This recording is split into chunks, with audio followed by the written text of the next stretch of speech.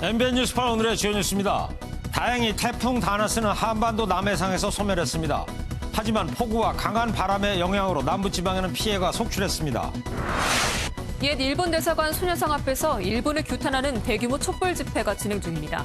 현장에 모인 천여 명의 시민들은 우길기를 뜨는 등의 퍼포먼스를 벌이며 일본의 보복 조치에 대한 우리 정부의 단호한 대응을 촉구했습니다.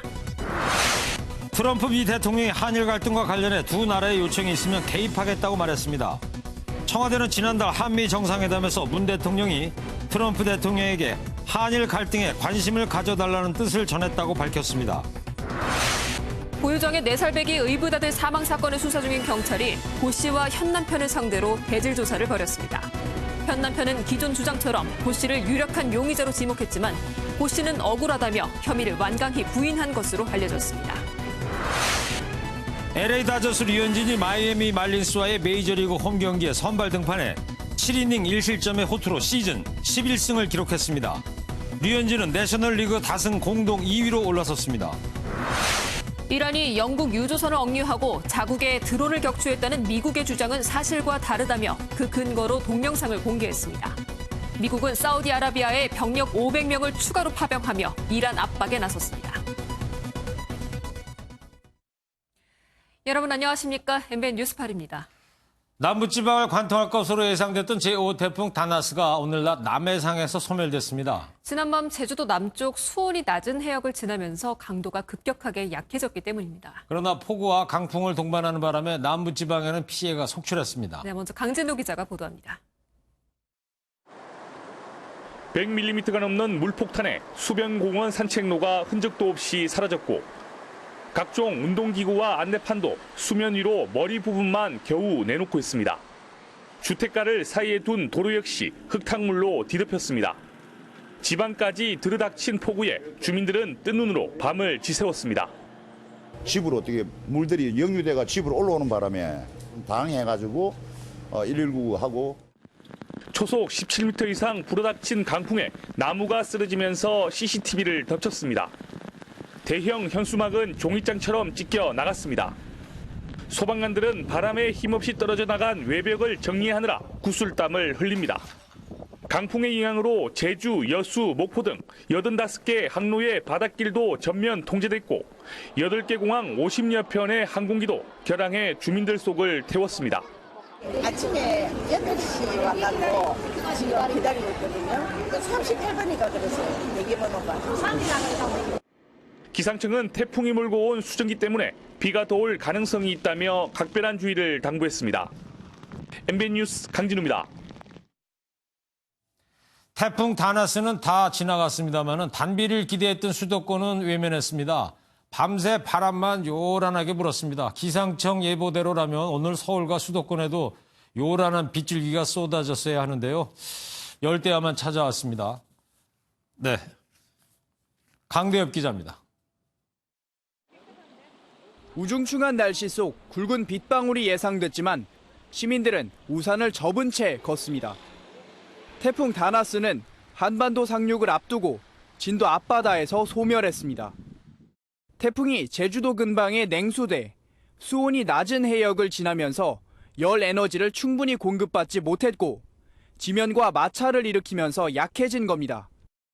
서울에는 올해 첫 열대야 현상이 나타났습니다. 열대야는 오후 6시부터 다음 날 오전 9시까지 최저 기온이 25도 아래로 떨어지지 않는 현상인데 밤사이 서울 최저 기온은 25.1도를 기록했습니다. 태풍이 반시계 방향으로 돌며 북상하면서 우리나라 남쪽에 있는 고온다습한 공기를 밀어올려 열대야가 발생한 겁니다. 습기를 포함하고 있는 공기는 한번 따뜻해지면 잘 식지가 않아요. 그런데 그런 공기가 우리나라에 오다 보니까 밤에 기온이 안 떨어진 거예요.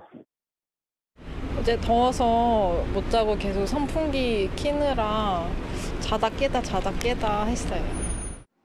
하지만 기상청은 태풍이 소멸했기 때문에 당분간 수도권에서 열대야 현상이 나타날 가능성은 적은 것으로 내다보고 있습니다.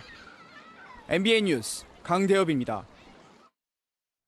네, 지금부터 일본 관련 소식 전해드리겠습니다. 서울 도심에서 우리나라에 대한 일본의 경제 보복 조치를 규탄하는 대규모 집회가 열렸습니다. 현장 나가 있는 취재 기자 연결하도록 하겠습니다.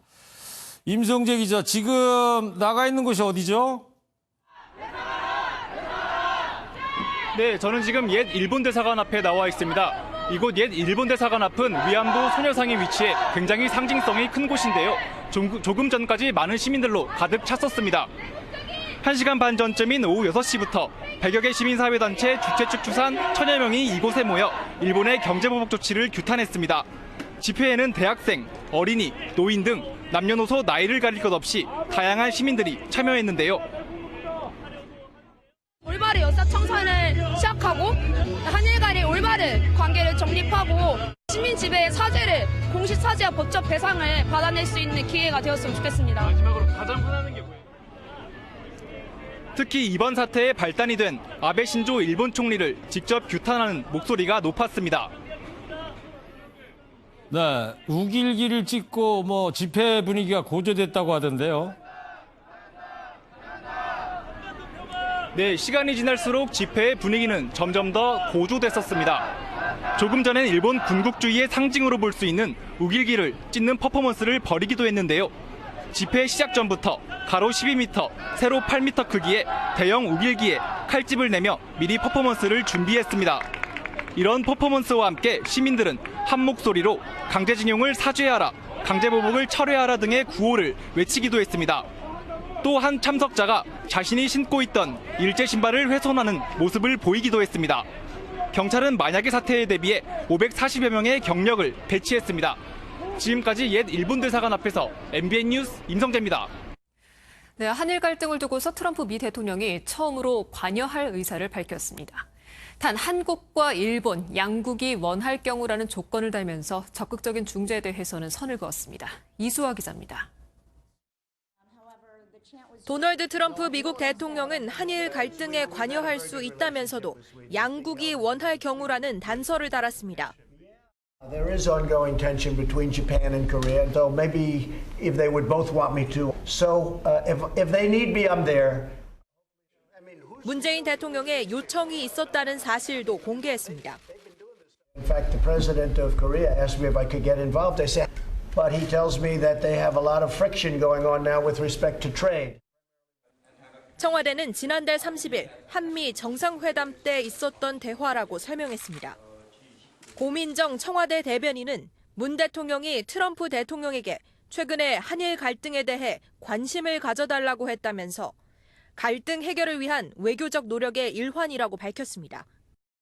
다만 미국은 당장 적극적인 중재에 나설 의사는 없다고 선을 그었습니다.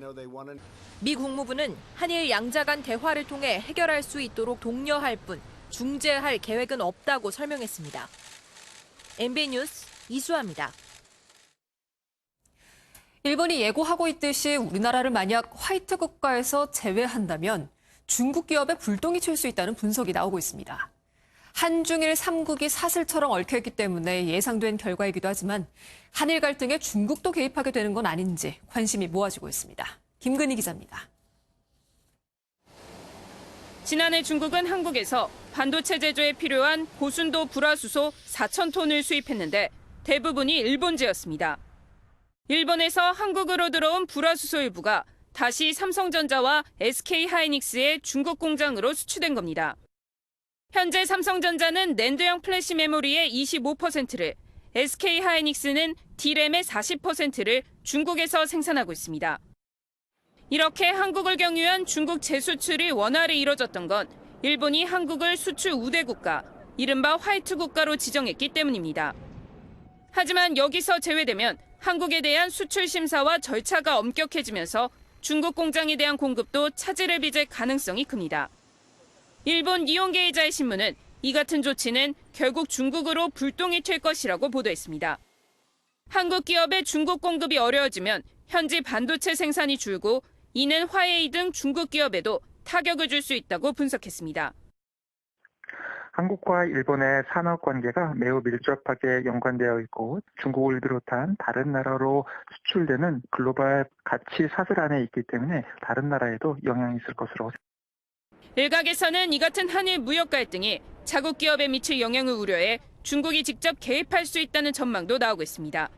MBN 뉴스 김근희입니다.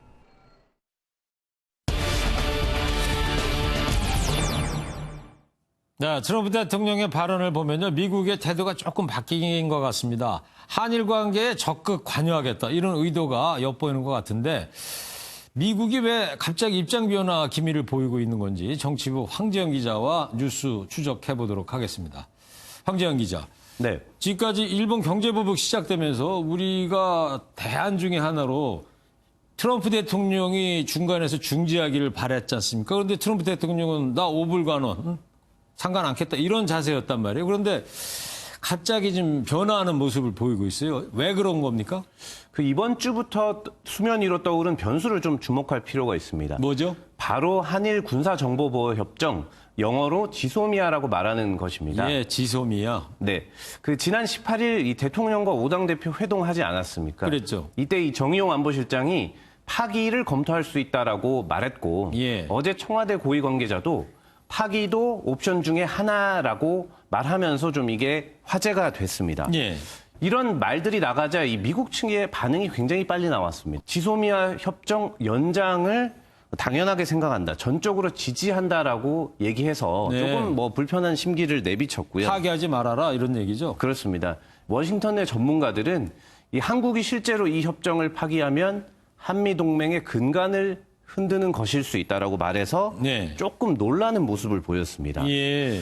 이 지소미아는 엄연히 한일 간의 협정인데 미국이 왜 이렇게 민감하게 반응하느냐라고 묻는 분들도 있으실 텐데 그래요, 궁금해요. 사실은 그게 아닙니다.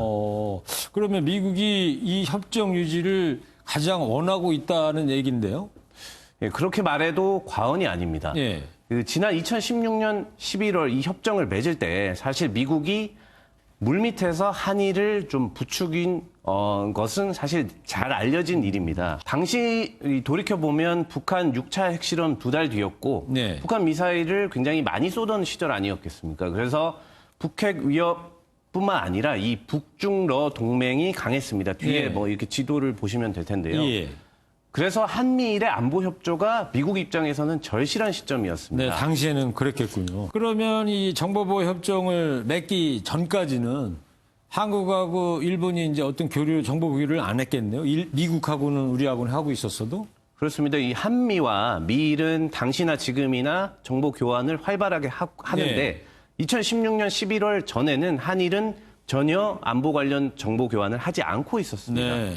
그러니까 뭐 북한 미사일을 예로 들면 미사일 발사 징후나 발사 모습 이런 거를 한국도 나름 이제 파악을 할 것이고 그렇죠. 일본도 이제 파악을 할 건데 예. 과거에는 교환을 전혀 하고 있지 않다가 이 협정 이후로는 교환을 해보자. 그래서 네. 시너지 효과를 내보자 이런 건데 당시 설명을 한번 들어보겠습니다. 예.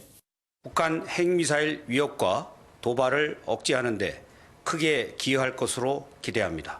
그러니까 우리는 북한과 지리적으로 가까우니까 군사분계선 인근의 정보와 그다음에 이 탈북자를 이용한 이제 이른바 휴민트 정보가 강하고 그렇죠. 일본은 우리가 갖고 있는 정보고. 그렇습니다. 일본은 우리에겐 없는 정찰 위성 5기가 있습니다. 네. 그래서 이런 위성 정보는 일본이 강하니까 서로 한번 윈윈 차원에서 해보자. 네. 그런 협정입니다. 그렇군요. 그래서 이제 이걸 청와대가 이제 파기 검토를 하겠다고 이제 언급을 한다는 거는 우리 입장에서는 이제 필요 없다. 뭐 이런 뜻입니까? 이 너무 과감한 또 조치 같아 보이기도 하고요. 네, 그 청와대 고위 관계자가 어제 사실 뭐 이런 말도 했습니다. 네. 이 정보의 질과 양적인 측면에서 정보보호 협정을 따져보겠다. 객관적으로 바라보겠다. 이렇게 객관적으로. 그러니까 애둘러 얘기를 한 건데 예. 사실 이 협정이 실속이 있는지 없는지 따져보겠다. 좀 실속이 없다는 말로 좀 들리지 않습니까? 그러네요. 실제로 이 북한이 지난 1년 6개월 동안 미사일을 안 쏘고 있습니다. 그렇죠. 그래서 뭐 이 협정이 딱히 효용성이 없다고 사실 판단할 수도 있습니다. 한일 간의 어떤 정보 교류가 무의미하다. 그렇죠. 뭐 할 게 없는 거죠. 예. 그리고 이 지금 정권을 잡은 여당이 사실 2016년 11월엔 야당이지 않았습니까? 그랬죠. 당시에 협정을 극렬하게 반대를 하기도 했습니다. 네. 당시 발언을 들어보겠습니다. 우리 당은 국민을 배신한 굴욕적 한일 군사 협정을 결코 용납할 수가 없습니다. 네, 3년 전은 아주 강력하게 반대를 했었군요. 그렇습니다. 그러니까 지금 청와대와 여권은 안 그래도 협정을 좀 눈엣 가시처럼 생각해왔는데 네. 차라리 어떻게 보면 잘 됐다 이런 생각을 할 수도 있습니다. 예. 자, 근데 이게 실제로 이 한일 정보보호 협정이라는 게 실제로 청와대에서 얘기하는 것 마냥 파기까지 갈 수가 있을 것 같습니까? 어떻게 보세요?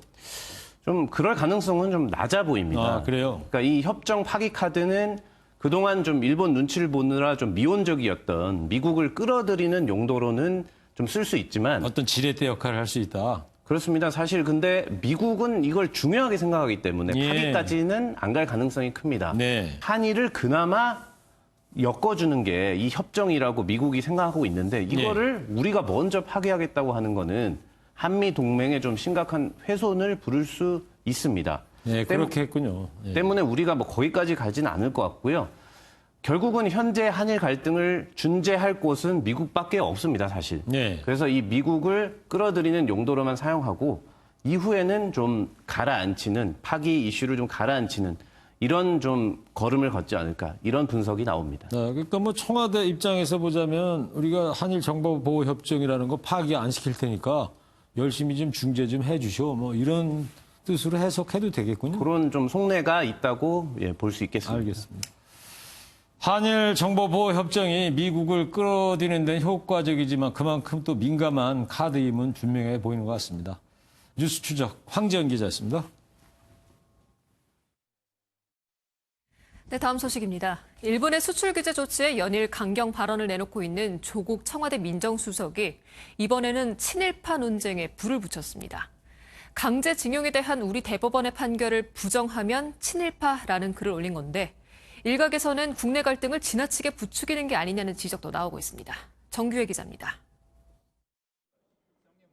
죽창가에 이어 애국과 이정 논쟁에 불을 붙였던 조국 수석이 이번에는 친일파란 단어를 꺼내들었습니다. 자신의 SNS에서 우리 대법원 판결에 대한 일각의 부정적 시각을 문제 삼으며 이런 주장을 하는 한국 사람을 마땅히 친일파라고 불러야 한다고 강조했습니다. 1965년 이후 일관된 한국 정부의 입장과 2012년, 2018년 대법원 판결을 부정하거나 비난, 왜곡 매도하는 건 정확히 일본 정부의 입장이라는 겁니다. 법률 전문가로서 일본의 주장도 조목조목 반박했습니다. 배상은 불법으로 인한 손해를, 보상은 적법행위로 인한 손실을 갚는 것이라며 1965년 당시에도 지금도 일본은 위안부와 강제징용 등 불법행위는 부인하면서 한일 청구권 협정에는 포함됐다는 모순된 주장을 하고 있다고 꼬집었습니다.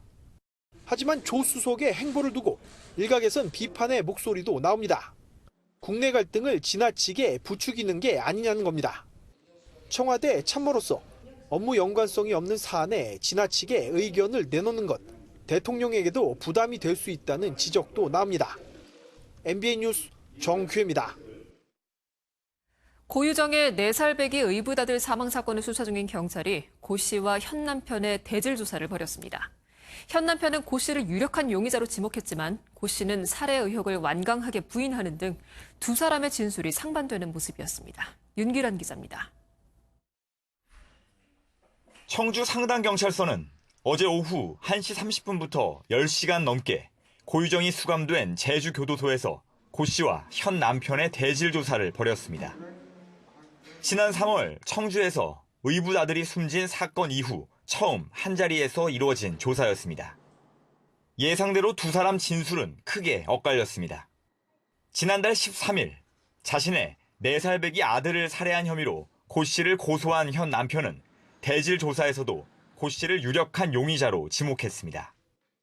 현 남편은 그동안 고 씨가 아들에게 수면제를 탄 카레를 먹이고 잠이 든 사이 살해한 것으로 의심된다는 주장을 펴왔습니다. 그동안 경찰 조사에서 의붓아들 살해 의혹에 대해 억울하다고 말한 고 씨는 대질 조사에서도 의혹을 완강히 부인했습니다. 네가 죽였다, 나는 안 죽였다. 반대인 거죠? 똑같습니다. 추가 대질 조사를 하지 않겠다고 밝힌 경찰은 그동안 확보한 자료와 이들 부부의 진술을 종합해 이르면 이달 말 수사 결과를 발표합니다. MBN 뉴스 윤기란입니다. 분식회계 주도 혐의를 받는 김태한 삼성바이오로직스 대표의 구속영장이 또 기각됐습니다. 삼성 최고위층으로 향하던 검찰 수사에 제동이 걸렸다는 해석이 나오지만 검찰은 영장 재청구를 검토하고 있습니다. 조경진 기자입니다. 또 영장 심사를 받게 된 김태한 삼성바이오로직스 대표이사. 굳은 표정에 묵묵부답이었습니다. 분식회계 혐의 인정하세요? 분식회계 지시하셨습니까?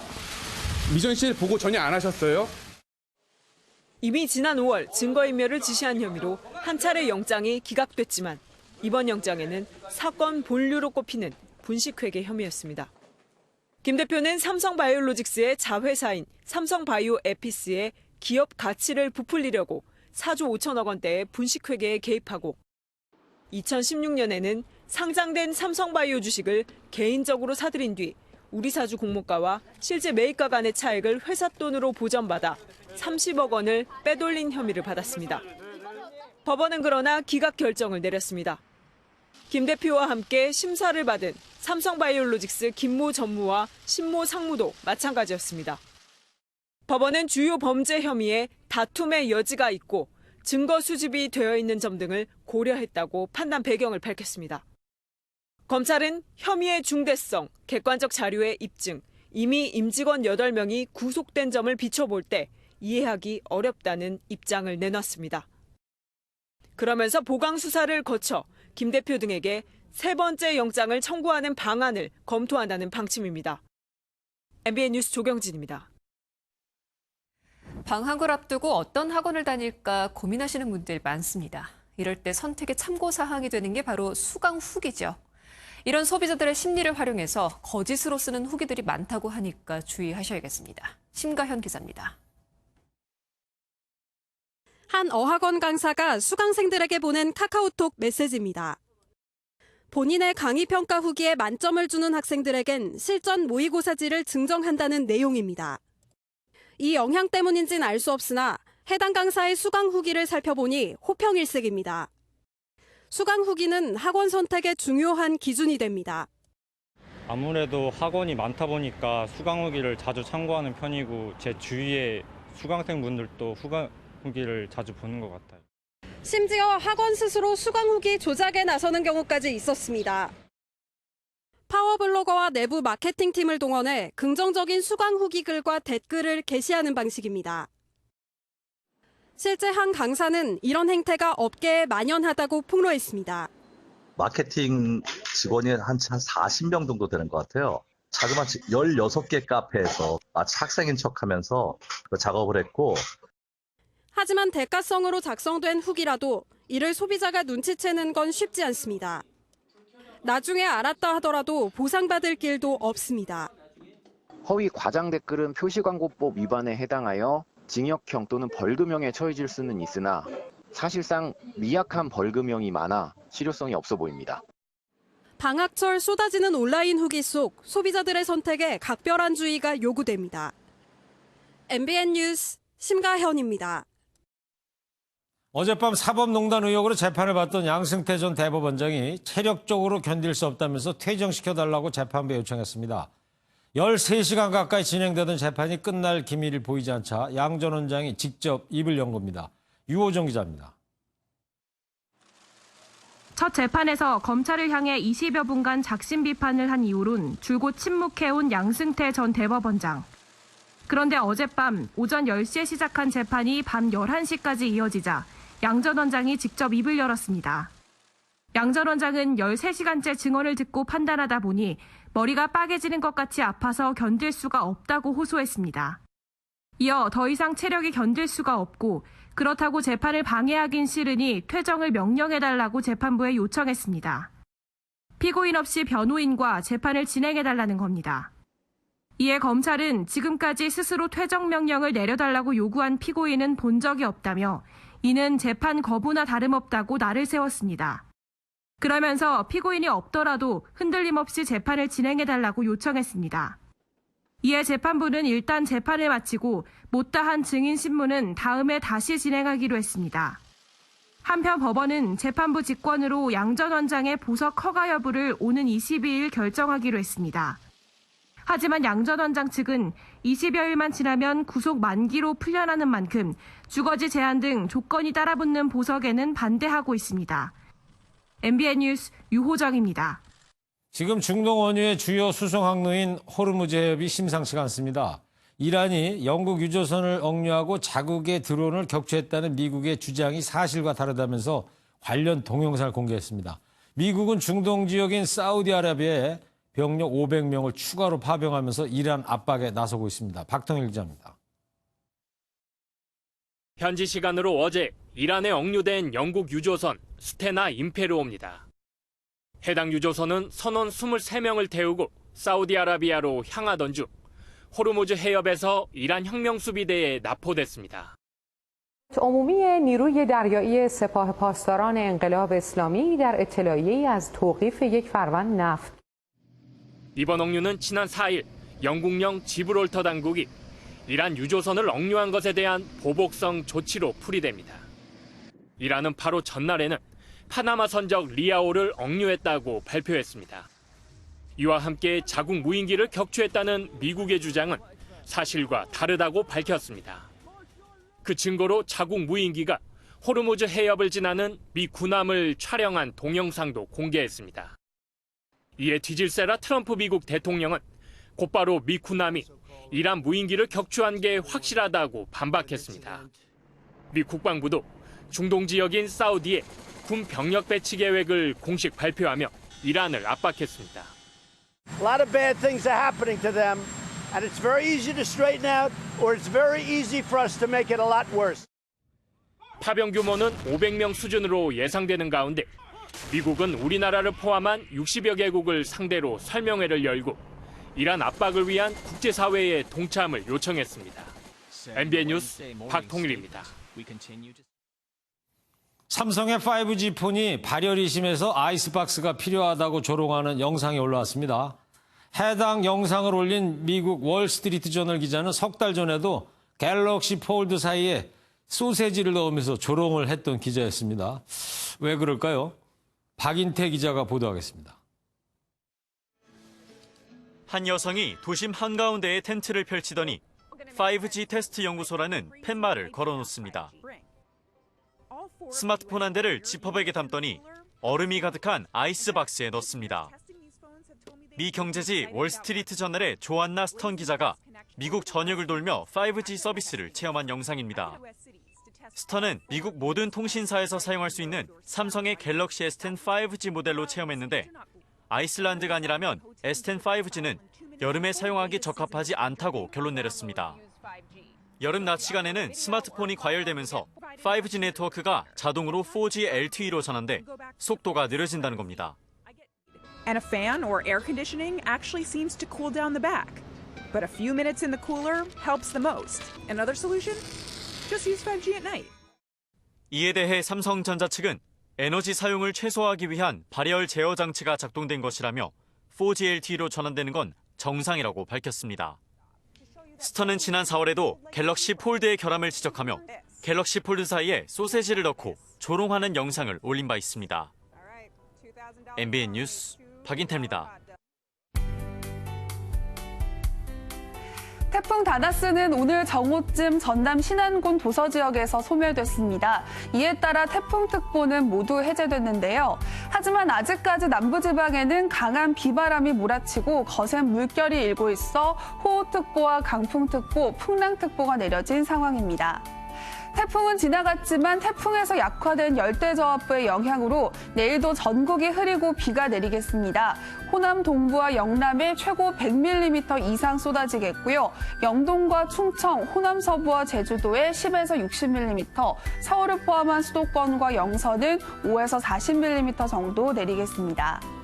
어제부터 오늘까지 제주도 삼각봉에는 무려 1000mm가 넘는 엄청난 양의 비가 쏟아졌습니다.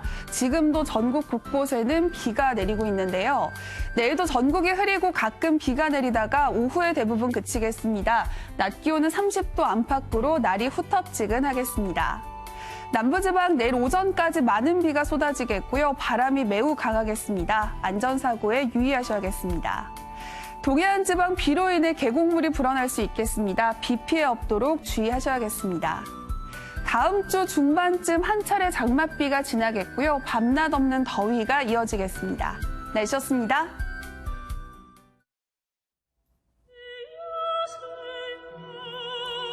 1876년 강화도 연무당에서 강화도 늑약이 맺어졌습니다. 네, 당시 일본 대표 구로다는 무력을 과시하면서 조선 정권대사 신원을 무례하게 대합니다. 네, 143년 뒤 어제 도쿄에서는 고노 일본 외무상이 남관표 주일대사에게 무례하다고 했습니다. 일본 사람들 말이죠. 아직도 대한민국을 140년 전에 힘없던 조선으로 생각하는 겁니다. 김영삼 대통령 말이 떠오릅니다. 어떤 말이죠? 일본의 버르장머리를 고쳐놓겠다. 네, MBN 뉴스팔 여기서 마치도록 하겠습니다. 네, 건강하시고 행복하세요.